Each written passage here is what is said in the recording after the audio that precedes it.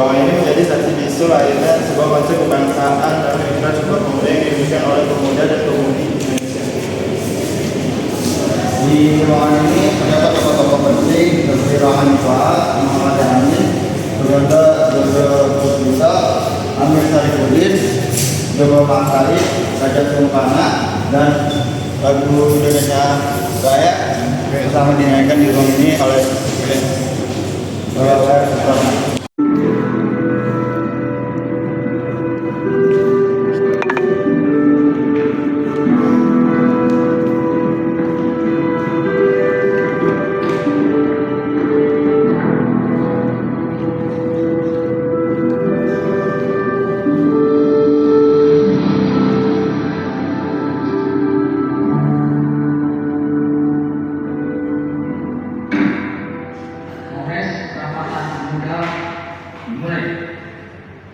Pertama-tama di sini saya ingin menyampaikan terima kasih kepada saudara-saudara sekalian. Semoga perayaan ini dapat menguatkan rasa persatuan dan persatuan bangsa Indonesia yang telah hidup sejak bergerak bersama dalam Kongres Pemuda pertama. Saudara-saudara sekalian, sekarang saatnya bagi peserta Kongres untuk menyampaikan pendapatnya. Ya, silakan. Maaf saudara-saudara, mohon ada bantuan. Polisi Kolonial Belanda itu menghambat perjalanan saya. Beruntung ada anggota pertama yang dengan sigap menunjukkan jalan saya menaik.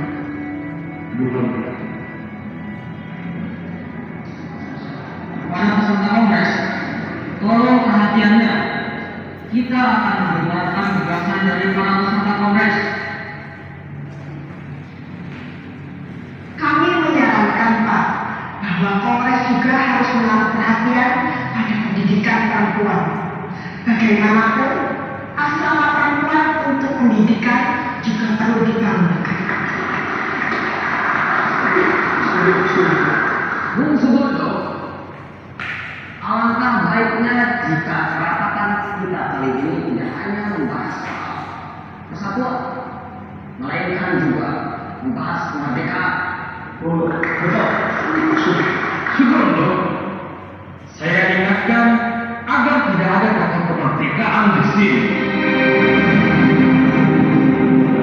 Dr. Amir, tolong dipahami bahwa ini bukan kongres politik. Kita tidak membicarakan kemerdekaan maupun politik. Yang penting kita tahu satu saja. Mari kita lanjutkan pada penyampaian gagasan berikutnya. Baiklah, penyampaian gagasan kita lanjutkan.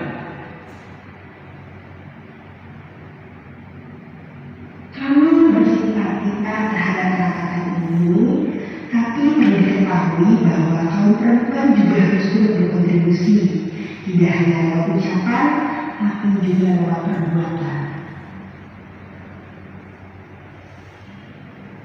Saya ingin menambahkan Pak, bahwa perasaan cinta tanah air juga harus ditanamkan kepada perempuan lewat pendidikan sejak dini. Jika perempuan mendapatkan pendidikan yang sama dengan laki-laki, barulah perempuan bisa terlibat aktif. Saya berpendapat bahwasanya persatuan itu bukan hanya untuk diucapkan, tapi harus diresapi dalam hati. Gunanya persatuan itu agar kita setara dengan negara Indonesia Subondo, lagi-lagi peserta mengatakan kata-kata kemerdekaan. Jadikan dia atau anak-anak di bawah 18 tahun saya usir ke rumah keluarga. Saya hentikan pembicaraan berpidato. Apakah pembicara bersedia meninggalkan ruangan? Begini, Apakah saya menggunakan kata kemerdekaan? Saya tidak ingin membahas kemerdekaan atau dengan terpaksa saya mengusir saudara dari ruangan ini.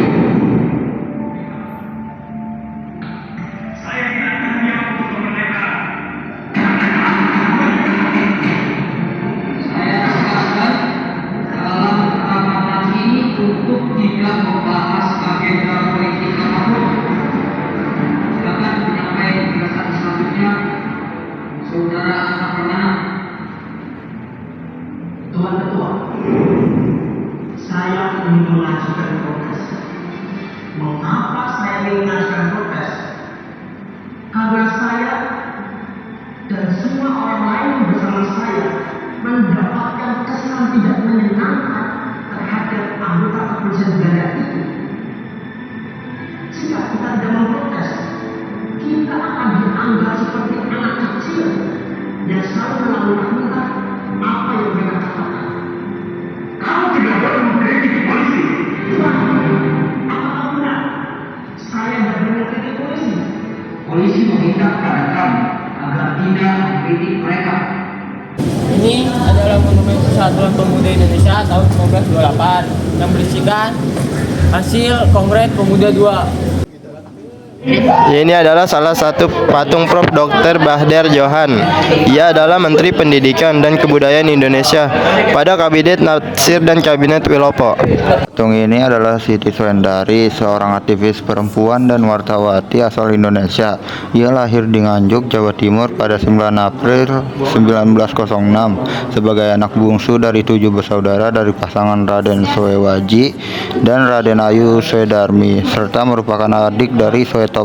Raden Mas Hartono adalah seorang pengacara dan politisi yang bergerak dalam memperjuangkan kemerdekaan Indonesia. Di masa awal kemerdekaan, ia menjabat sebagai Menteri Negara di Kabinet Presidensial bersama dengan Muhammad Amir. Patung ini adalah Ema Pueradireja atau Raden Rahmati Uhadiah. Pueradireja adalah salah satu pejuang dan tokoh pergerakan perempuan Sunda.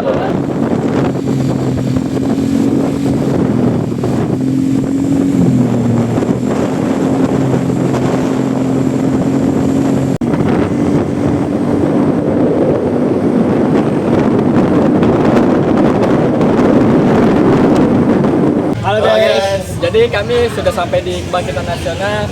Jadi ikutin petualangan kami ya guys. Jadi pas ini menggunakan kapal ini untuk menjadi semangat dari mengambil apa-apa dari pesawat. Dan itu dilakukan oleh teman saya.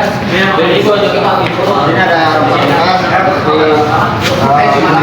Malang dan lain-lain lah. Di sini ada beberapa jalur kedatangan bangsa Eropa ke Nusantara. Ya.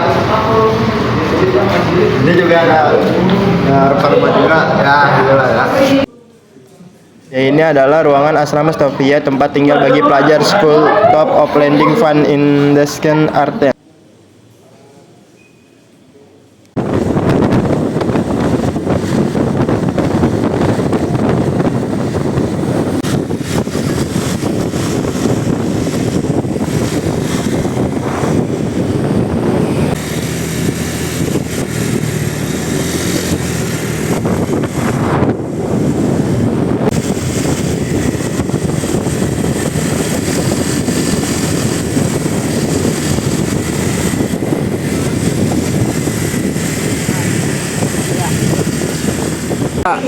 Halo guys, sekarang kami berada di Museum Pasca Proklamasi. Dan saya akan kasih tahu isinya. Di sini tempat mengetiknya Sayyidul Malik yang ditemani oleh temannya BRM dia. Ini adalah salah satu kain batik yang berwarna coklat muda, coklat tua, dan hitam dengan motif belah ketupat. Motif kain tentum. Motif ini biasa digunakan oleh pengantin. Nah, kain batik ini juga pernah dipakai oleh Suetarjo. Oh iya lupa. Nih, sekarang Chris namanya. Nggak Chris sih. Ini namanya yang sedang nih, yang sedang. Badik, ya badik. Pisau panjang dengan bentuk khas yang berasal dari Sulawesi. Nih yang kecil nih, namanya rencong, Soetarjo, senjata khas daerah Aceh. Ini yang gede nih, bakal dukun biasanya. Chris. Cekidot. Oke guys, jadi ini ada fotonya, foto reproduksi dari pembacaan naskah proklamasi. Bisa dilihat, ini ada Soekarno Temennya dah sama Dan di sini ada barang-barang seperti kayak pemantik api yang untuk wajib buat perokok ya. Yang kedua ada cangklong, pipa untuk di mana salah satu cangklong ujungnya berbentuk cawan sebagai tempat tembakau yang akan dibakar. Yang ketiga ada cap tanda tangan, berfungsi sebagai alat pengesahan dokumen resmi.